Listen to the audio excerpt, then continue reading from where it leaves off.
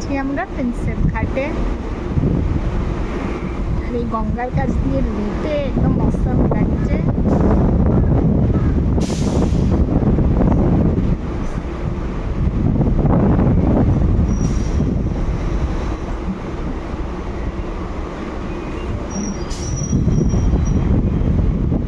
বাহ, কি সুন্দর।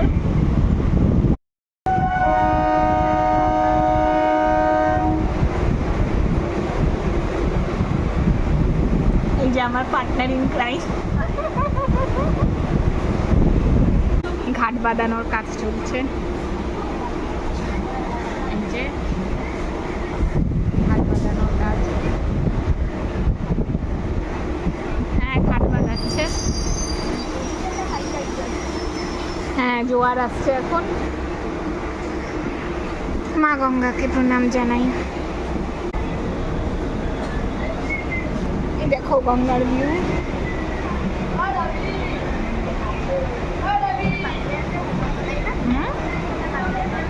দেখতে পাচ্ছেন হাওড়া ব্রিজ। আর এখন আমাদের ট্রেনের নিচ থেকে যাবে। মোট কথা প্রিন্সেপ ঘাট যাওয়ার এই রুটটা দারুণ অসাম। সব ক্লান্তি চলে যাবে, ডিপ্রেশন চলে যাবে।